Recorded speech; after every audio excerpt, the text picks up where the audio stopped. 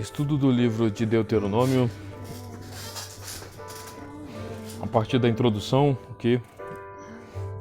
a introdução de Peter E. Cousins. Há muitos leitores do Antigo Testamento. O livro de Deuteronômio parece um tanto insignificante. À primeira vista, ele consiste principalmente em história e leis, porém nem estas nem aquela dão a impressão de serem muito relevantes para a vida na era cristã, muito menos no século XXI. Além disso, a maior parte, tanto do material histórico quanto do legal, aparece com mais detalhes ou com pequenas diferenças em outros lugares do Pentateuco. Essa reação adversa precisa ser questionada no que tange aos cristãos, pelo uso extensivo do livro de Deuteronômio no Novo Testamento, o qual contém mais de 80 referências ao livro. O nosso Senhor baseou-se nele quando foi tentado.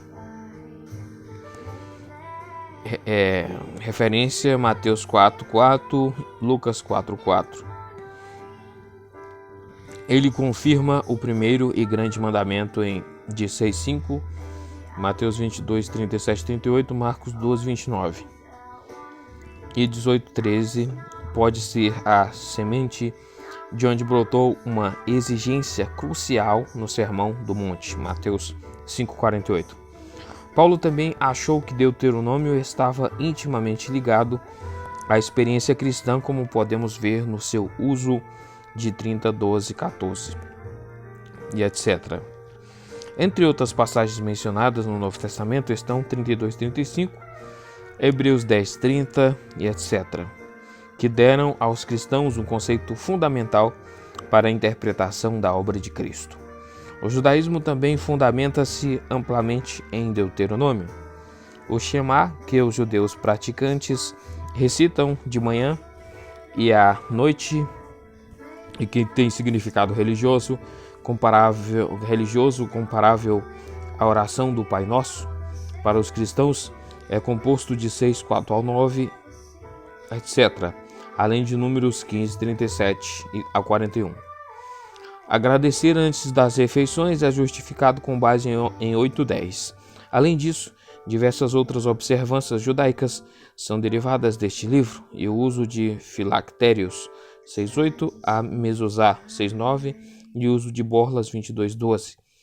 As evidências de Qumran sugerem que Deuteronômio era um dos livros mais populares entre o grupo religioso que fez daquele lugar o seu lar. No entanto, além dessas questões de detalhes importantes, o livro como um todo tem um significado crucial do Antigo Testamento. Mais adiante, vamos nos referir ao seu lugar central na crítica recente do Antigo Testamento. Mais significativo ainda é o seu conteúdo teológico.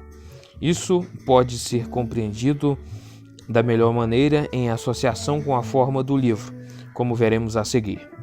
Estrutura. À primeira vista, Deuteronômio é simplesmente uma série de discursos proferidos por Moisés a Israel, junto com diversos apêndices.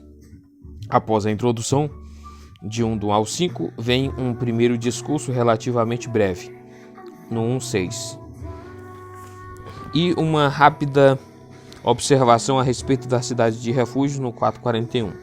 O segundo discurso é muito longo, vai do 4:44 até o 28:67, e inclui uma extensa seção legal, capítulos 12 a 26. O terceiro discurso é do capítulo 29 e 30, é um apelo a Israel para que aceite a aliança. Os capítulos seguintes, 31 a 34, aparentemente são apêndices à indicação do sucessor de Moisés. 31, entre parênteses, 31. O Cântico de Moisés, 32. A bênção de Moisés, 33. E a morte de Moisés, 34. Essa estrutura arbitrária tem atraído muita atenção e, em geral, os estudiosos acreditam que o livro chegou à sua presente forma depois de um complexo processo editorial que se estendeu por mais de 7 séculos. Assim, Eminote crê que no início o livro consistia nos capítulos 5 a 26 e no capítulo 28, aos quais foram acrescentados os capítulos 27, 29 e 30. Algum tempo depois, os capítulos 31 a 34 foram também acrescentados, enquanto 1 e 4:43 foram escritos. Ele pensa como introdução à chamada histórica deuteronomística que ia de Josué a 2 Reis. Durante os últimos 20 anos, parece que o problema da estrutura de Deuteronômio foi resolvido e de uma forma que, ao mesmo tempo, demonstrou a sua unidade e o seu propósito.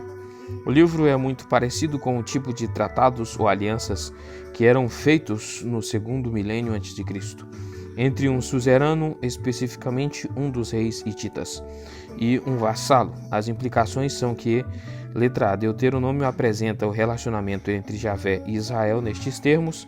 Letra B, que o livro é uma unidade, visto que mesmo aquilo que foi considerado acréscimo posterior contribui para o padrão geral. Letra C,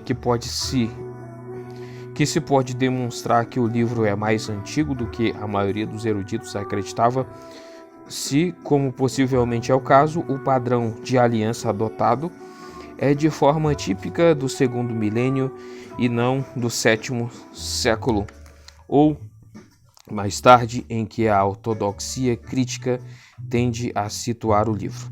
Visto dessa forma, Deuteronômio é organizado da seguinte maneira: 1.6 e 3.29.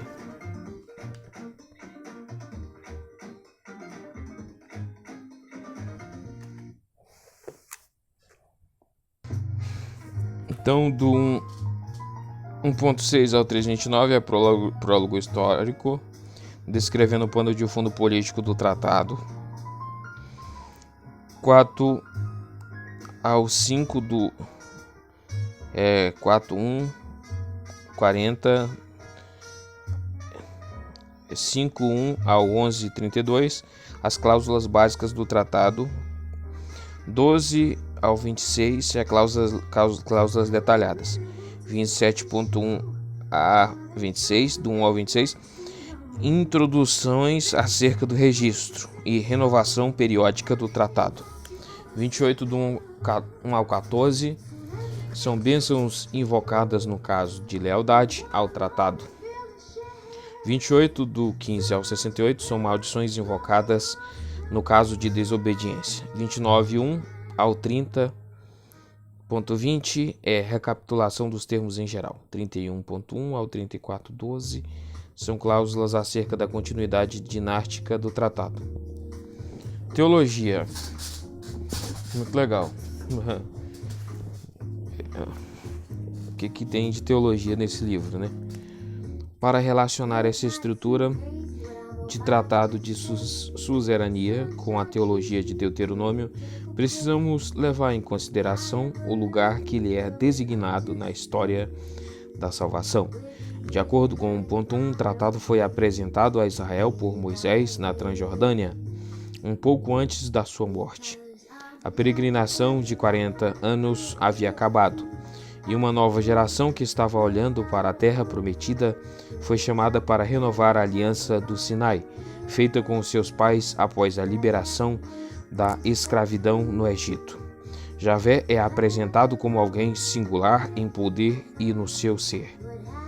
O seu poder e amor por Israel foram demonstrados principalmente na libertação do Egito e nos atos salvíficos que se seguiam, 4 do 34 ao 38. O futuro está garantido. Javé prometeu aos ancestrais de Israel que Canaã pertenceria aos seus descendentes. Ele vai cumprir essa promessa e, ao fazê-lo, vai julgar os pecados dos cananeus. O seu amor e poder soberano significam que a obediência à aliança garantem a Israel bênçãos constantes na terra que lhe fora prometida. 11:13 e 28.1. No que diz respeito a Israel, o relacionamento exige lealdade total e incondicional a Javé. É por isso que tudo que está associado à adoração pagã precisa ser destruído, inclusive os lugares altos em que a adoração cananeia ocorria. 7:25, 12:1 e 29:31. Embora seja significativo que esses lugares não sejam mencionados pelo nome, mas a pureza cultual não é significante. As leis, nos capítulos 12 a 26, exigem lealdade a Javé em todos os detalhes da vida. Acima de tudo, Deuteronômio demanda a resposta do amor. Amor a Javé em primeiro lugar como resposta ao seu amor resgatador. 6.4 e 7.7. Expresso em reverência e obediência à sua lei. 6 do 4 ao 9. Não menos importante que isso são o amor e a preocupação humanitária demonstrados pelos pobres, pelos estrangeiros, residentes e até pelos animais. Enquanto a obediência à aliança vai resultar em bênçãos, a desobediência vai resultar em maldições sobre todos os aspectos da vida do povo.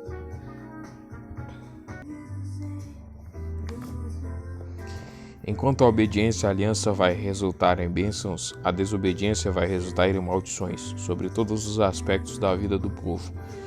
28 do 15 ao 68.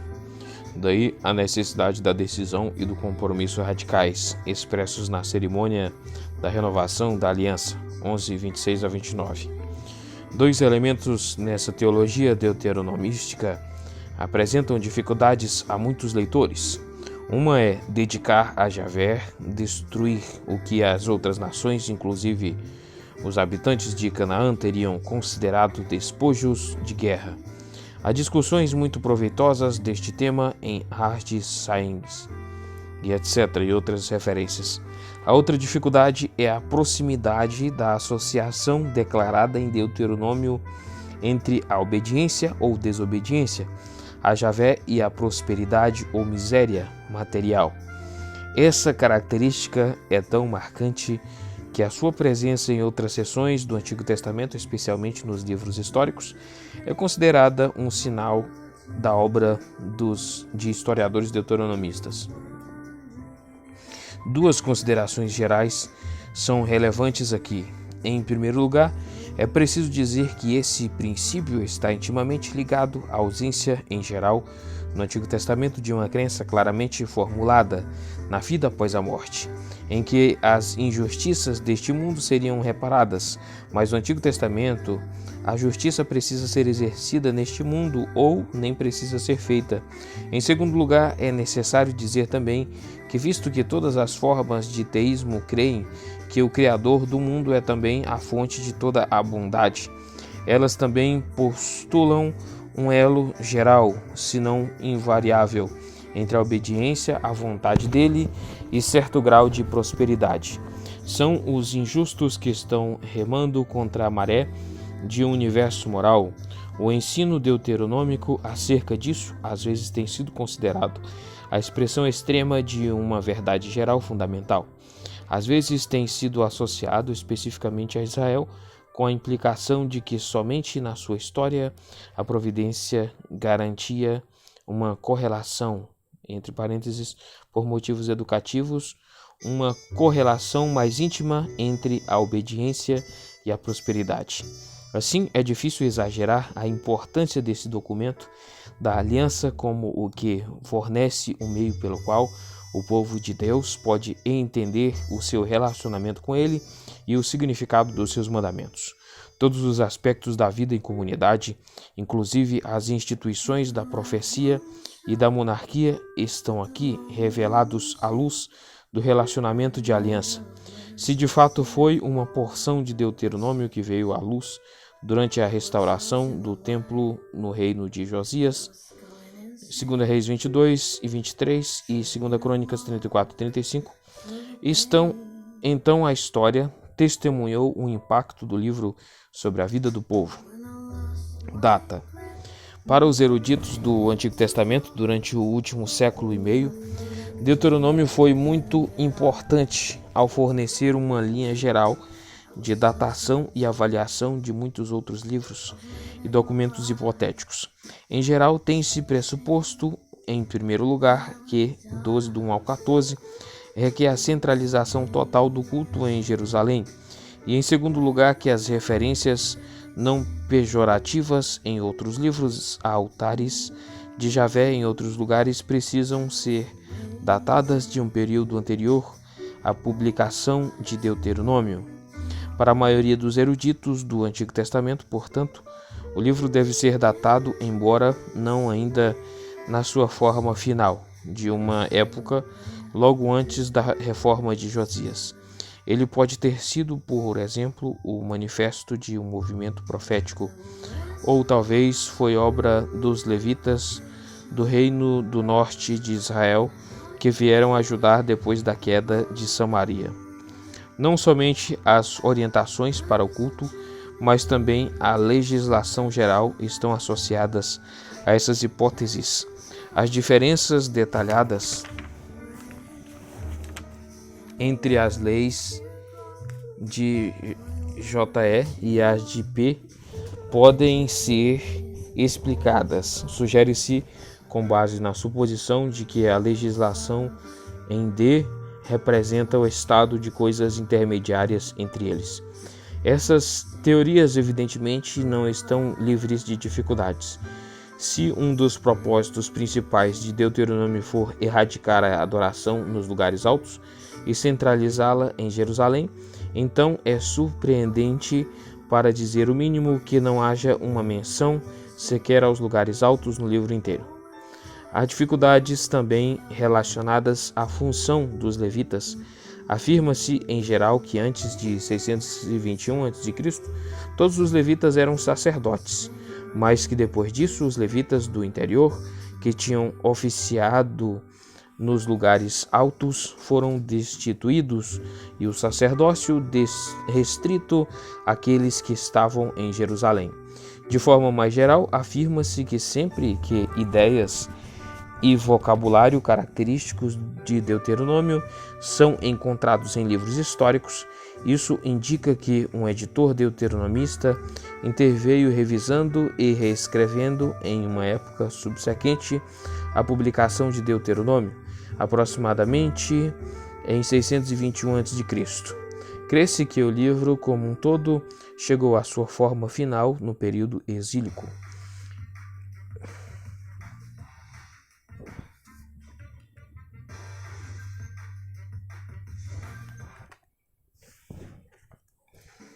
Que essas hipóteses não estão livres de objeções pode ser percebido na sua diversidade. Para detalhes, ver a introdução dos comentaristas de Thompson ou de Craig, ou qualquer introdução padrão do Antigo Testamento, como a de G.W. Anderson. Em várias épocas têm sido sugeridas datas nos séculos 11, 10 e 6 a.C., mesmo eruditos que concordam acerca de uma data do século 7 a.C., discordam consideravelmente quanto ao processo de formação do livro. Em geral, no entanto, tem havido uma tendência crescente de reconhecer. Então, olha só a datação aqui, o que ele vai falar? Espera aí, vou voltar aqui. Em várias épocas têm sido sugeridas, né? Aqui não é afirmado, né? Não é caracterizado, né? Provado que foi tal data, mas é sugerido, é sugestão aqui, ó. Em várias épocas têm sido sugeridas datas no século 11, 10, olha só. Então, da mesma forma que as pessoas falam que foi no período babilônico escrito, o Pentateuco, aqui está falando que pode ter sido no século 11, 10 e 6 a.C., que são sugestões, não é comprovado, né? Mesmo eruditos que concordam acerca de uma data do século 7 a.C. discordam consideravelmente quanto ao processo de formação do livro. Em geral, no entanto, tem havido uma tendência crescente de reconhecer em Deuteronômio a presença de material muito antigo. Olha só o que torna mais antigo, que tem muito material antigo. Então, isso caracteriza Deuteronômio como algo mais antigo do que o século 7, né? Então, as pessoas que concordam, os eruditos que concordam que Deuteronômio foi escrito no século 7, eles discordam quanto ao processo de formação do livro. Então eles não concordam com tudo, né?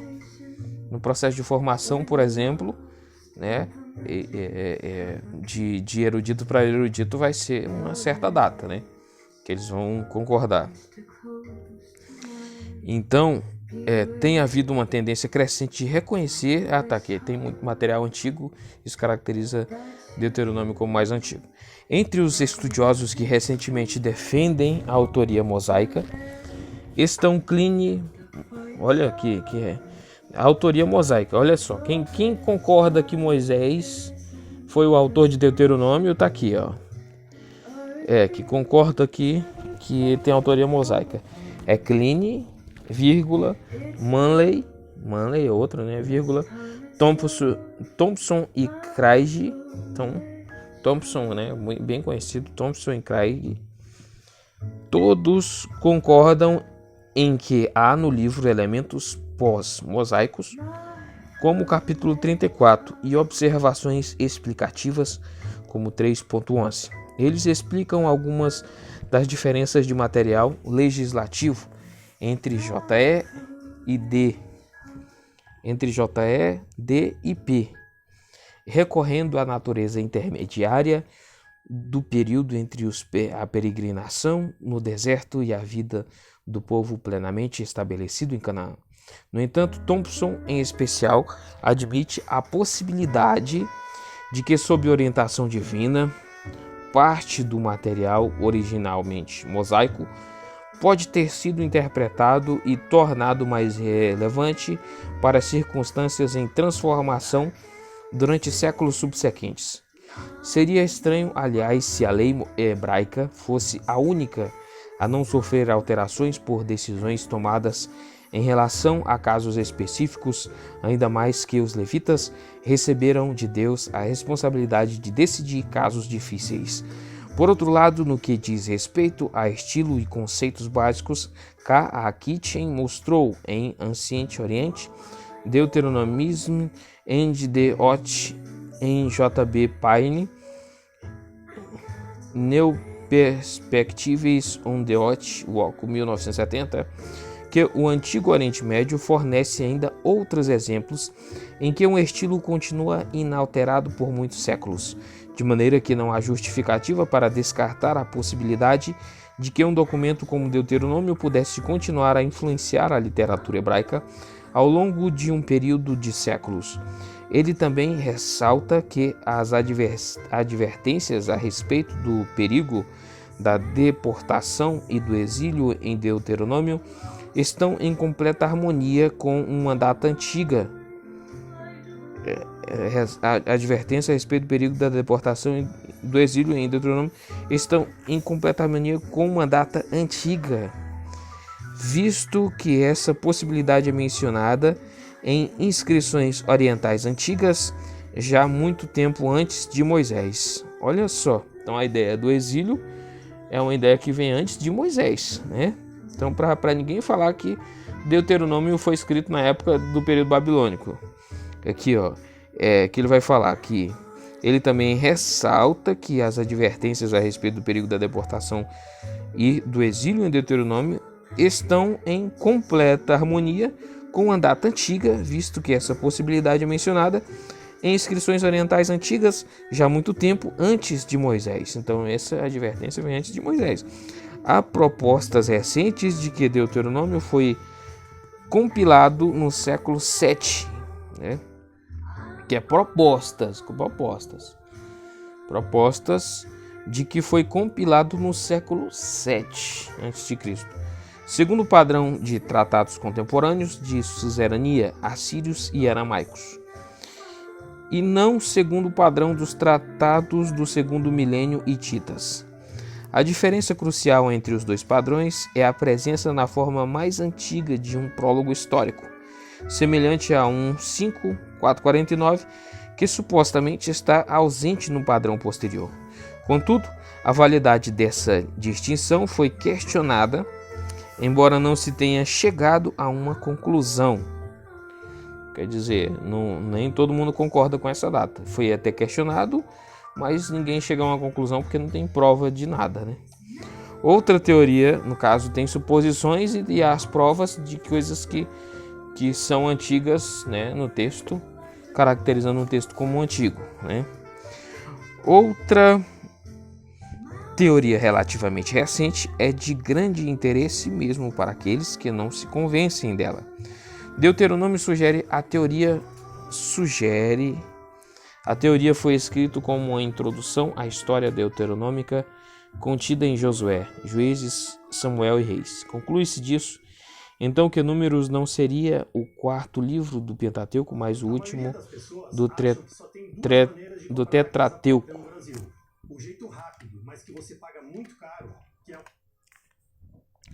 Independentemente das objeções a uma teoria dessas, ela reconhece o significado teológico e espiritual de um livro que tem sido por demais negligenciado.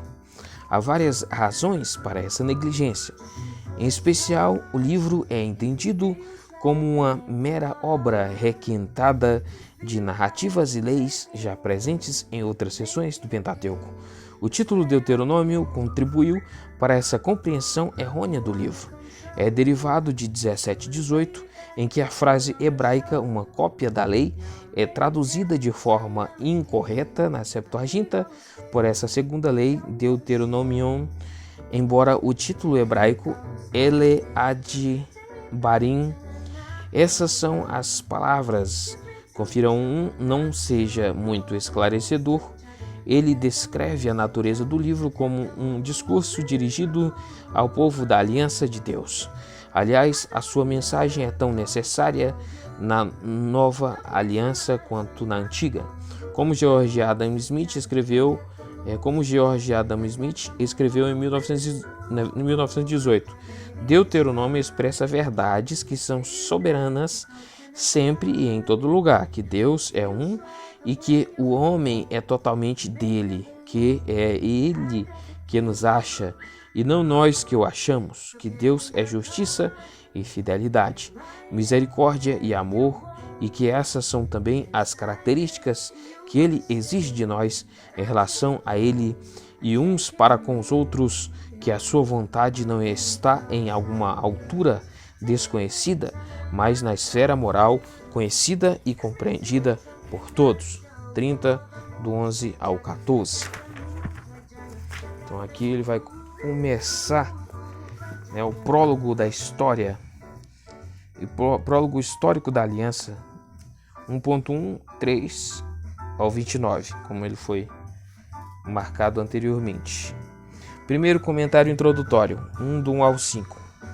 Como nos outros tratados de suzerania antigos, o orador identifica-se, versículo 1, Moisés exige a lealdade de Israel em nome de Javé. São identificados o tempo, versículo 3, 4, e o lugar, versículo 5. Embora os lugares alistados no versículo 1 não sejam todos conhecidos, o versículo 5 identifica o cenário.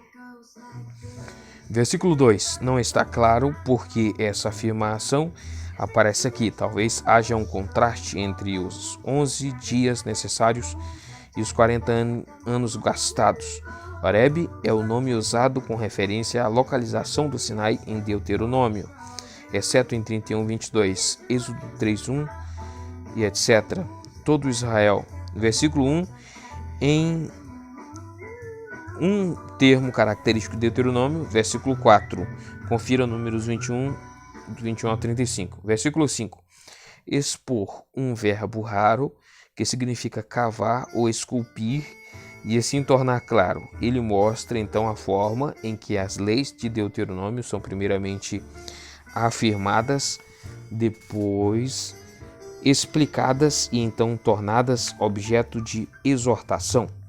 2. A primeira tentativa do Horebe até Hormá, 1 do 6 ao 46. Assim como um antigo suzerano destacava os benefícios que tinha concedido a seu vassalo, Javé enumera seus atos salvíficos na forma de uma retrospectiva histórica, 1 do 6 ao 8.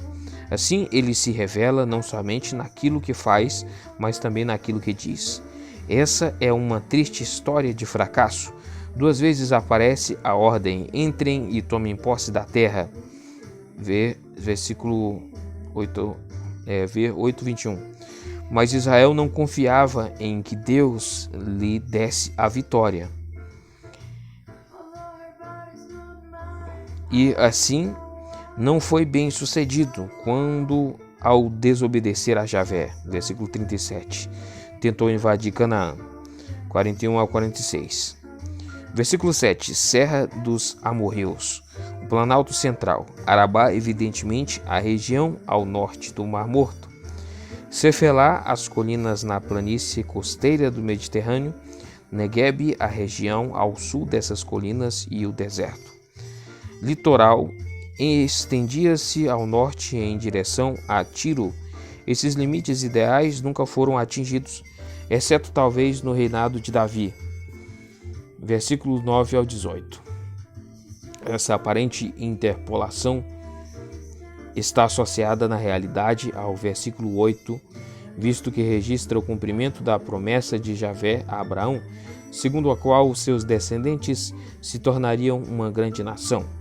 Versículo 15. As divisões se referem a unidades administrativas mais do que a números específicos. Versículo 16 a 17, podemos observar aqui 3 importantes exigências judiciais. A justiça tem de ser imparcial, não favorecendo os ricos e influentes, visto que é uma expressão da preocupação divina por justiça, não pode ser influenciada por ameaças. Ela vale tanto para estrangeiros residentes quanto para os israelitas.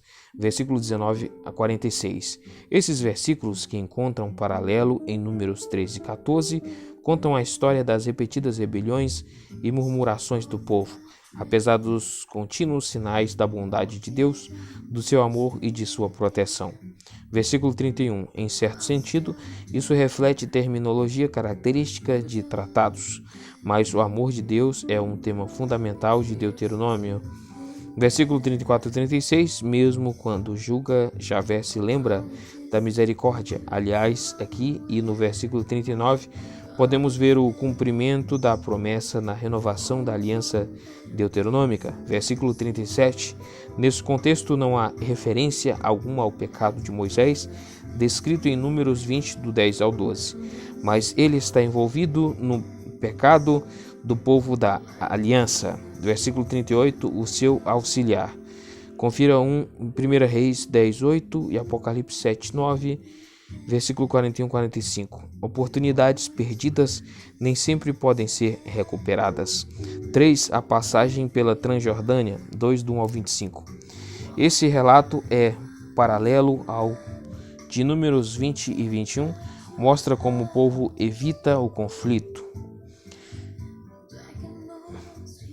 Versículo 4, 9 e 19, ou como luta, versículo 24 e 25, em obediência à orientação de Javé.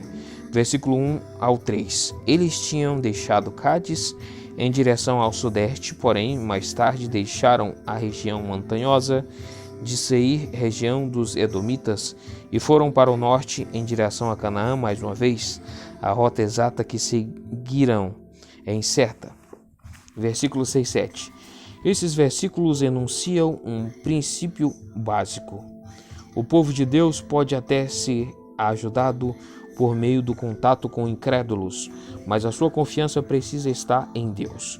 Versículo 8. Saímos da rota de Arabá, evitaram a entrada do rei. Números 20.17. Versículo 8b e 9. Israel considerava ter um relacionamento especial com Moabe, como também com Edom, pois Moabe era descendente do sobrinho de Abraão e Ló. Gênesis 19, do 30 ao 38. Versículo 19 e versículo 10, 12. É uma nota arqueológica provavelmente inserida por um editor. Seria interessante saber por que essa tribo de homens altos era conhecida também como Refaíns, palavra que em Salmos 88:10 e em outros textos é aplicada à sombra dos mortos. A razão pode ser que nessa época se lembrava desses habitantes como mortos havia muito tempo, versículo 13 ao 19. A história continua lembrando mais uma vez o juízo que caiu sobre a geração do Êxodo. Versículo 18, talvez estivesse localizada na parte superior do Wadi Arnon. Versículo 20 ao 23. É mais uma nota arqueológica acerca de Refaíns. Confira versículo 11 e seu comentário, Caftor. É geralmente identificado com Creta.